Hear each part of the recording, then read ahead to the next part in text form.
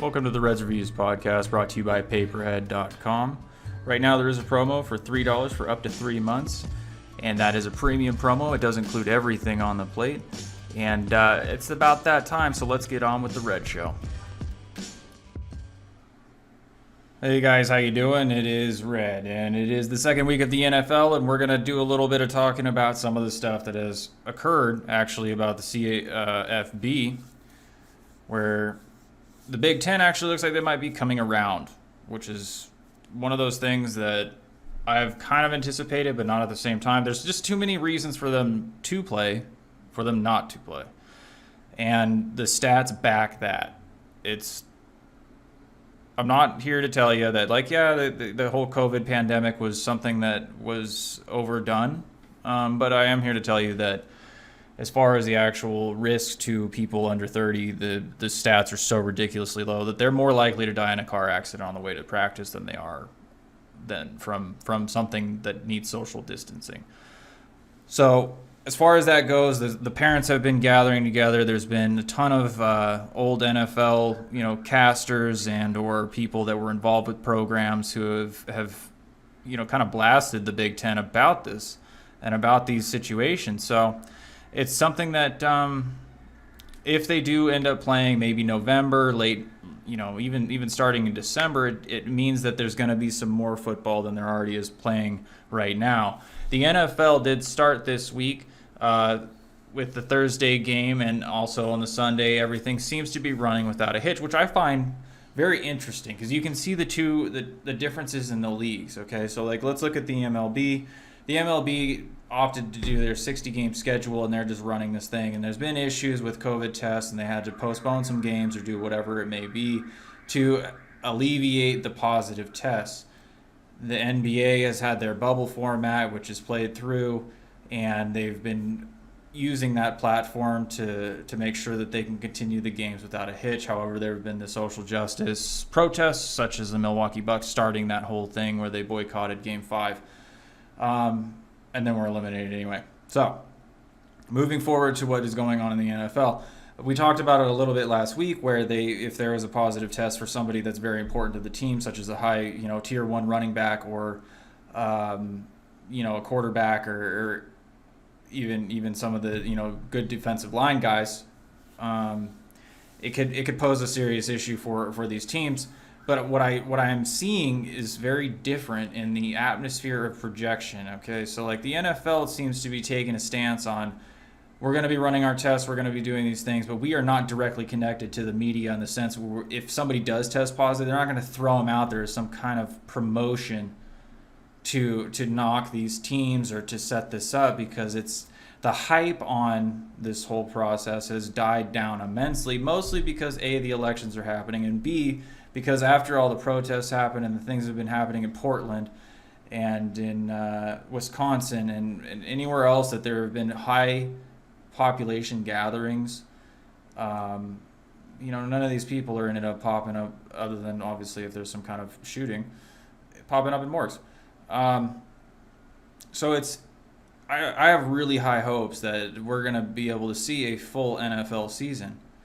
I don't think that, because unless something really major happens where there's new outbreaks of something that is different and more dangerous, like if the COVID-19 strain evolves and it becomes something more than it is, we're going to see a big change in the level of, I don't want to say being careful, because that's not what will actually happen. It's just the severity and condition on what they place on people, the quarantining issues and things like that.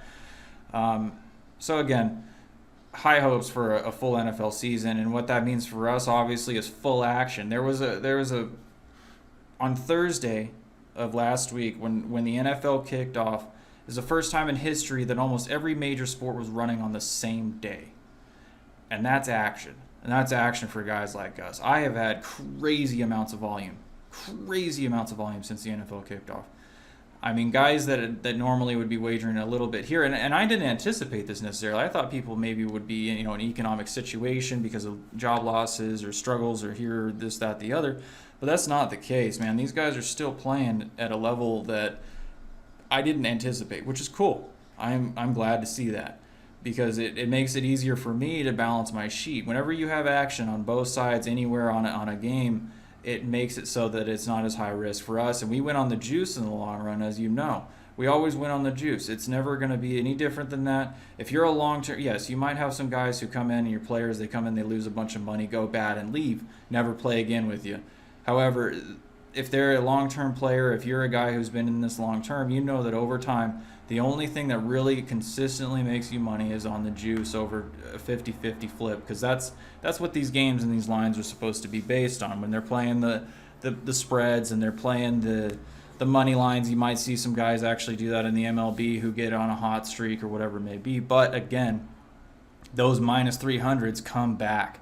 They come back when somebody, bets $5,000 on something to win 2, and they're only going to see that $5,000 lose once out of every 5 games. But again, percentages end up being in your favor at a 50-50 or 51% flip because of the juice.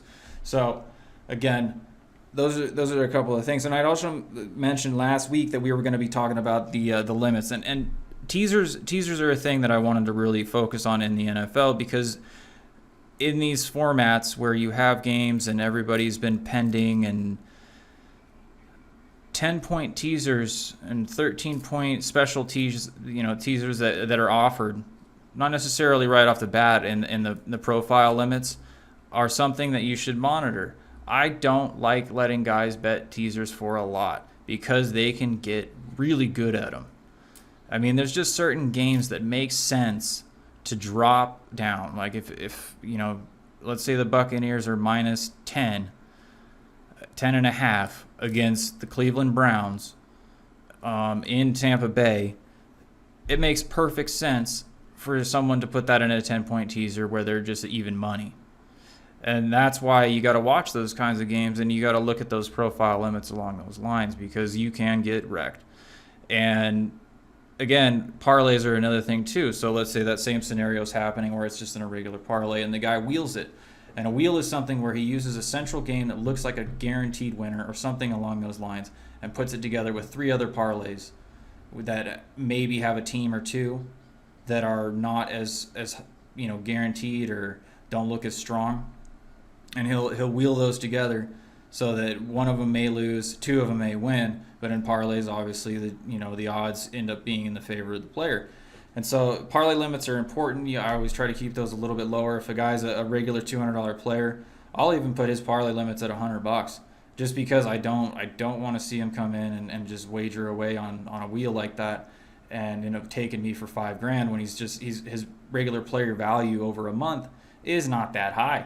It's just not that high. So it's about balancing the books in these formats right now, especially with all these things running. Because people can tie things together too with the NBA. They can tie things together with the college football. They can tie things together with the MLB. Pick those high money lines in a parlay. A 3-teamer with a minus 300 MLB, and then a CFB and an NFL game that looks good can really be a big money payout for these players. And keeping those limits low is important, or at least in the format of somebody who's a smart, sharp player. That's really all I'll talk about, at least for the limits right now, because I'm waiting to see what my guys are doing. And I can tell you that right now my guys are really focusing on the NFL, obviously, because it's been so long and everyone was so scared that we weren't going to have any games to watch on a Sunday. And so as it is, this is the time, right? So if you're new to this business, or if you're somebody who's looking to actually increase the ability to do this, what I would suggest you do, and I've been trying to work out a business model for this that actually makes sense. If you have guys who know other people who wager, tell them to give them a player account with the APS enabled on it, and they will be able to deposit via credit card, and you never have to see this person ever. You never have to see them ever. They can deposit online. You can run this. Yes, you do take a 6.5% hit on their deposit, and if there is any payout fees in the future, right now it's free. They're doing free payout, basically, transactions for this. There's no percentages on anybody using it, and you can pick up new players. You can grow your sheet. You can make sure that you have like I just mentioned, a balanced sheet on games because you can go to different areas. So like if you're a Buckeyes fan, you can actually get people that are far away that were in college together or buddies, and they can be like, hey, I got this site, you want to play on it? It's really legit. The guy always pays, and that's you. That's you, the guy that always pays. It's an amazing thing that it's actually a business model that hasn't really picked up yet because everyone's so shell shocked by what is happening in the COVID arena and what happened in the businesses and what also is happening in regulation on the regulated side. You know, New Jersey and everybody. I've caught wind that there's going to be some new stuff coming out of Jersey, new websites. You know, DraftKings and FanDuel and all these people that have tried to step their foot into it haven't been profitable. Mostly because they have to pay regulated sides. This is our time. This is our time for an agent, a regular dude who's got some players to be able to pick up on those guys that aren't willing to go and pay the percentages that are out there. So again, big second week. Looking forward to it. You know, the NBA, obviously Lakers are still rolling. That's good. Clippers are out. Milwaukee's out. I think it's going to be a good set of match. You know, like I think it'll be good to watch. It is. I've been reading a lot of stats about the ratings, and I'll only mention this real quick. The ratings have been hammered because the regular people just want to watch sports. They don't want to. Sports are an escape from your daily life. They're not another platform to be a news source. They shouldn't be. They shouldn't be. It just doesn't make sense. Yes, you can have your stances and you can go and use your fame to talk about these things on Twitter or post-game or whatever it may be. But, man, there's a thing going out right now and it says, get woke, go broke. And that's what these guys are. They're the woke crowd. They're on that side of being a part of all the, you know, social movements and things. And if you're a guy that works at Kinko's, or you're a guy that works at Payless Shoes, or you're a guy that works at you know, Home Depot, do you think that they want to get off work, go home, and then sit there and get preached at by somebody who's worth $100 million, lives in an LA mansion, about unfairness? And that's all I'll say on that topic. So anyways, if you like what you hear, give us a like, give us a follow, give us a subscription to the YouTube channel over there, and we'll be around next week. Hope you guys have a great week, and the numbers and odds are always in your favor. Thanks for tuning into the Redz podcast, brought to you by paperhead.com. For all relative promos going on right now, please check them out at paperhead.com. Also, opinion expressed on this show are not that of paperhead.com. And if you do like what you hear, for all the agent news coming up, please like, subscribe, and follow. We will see you next week.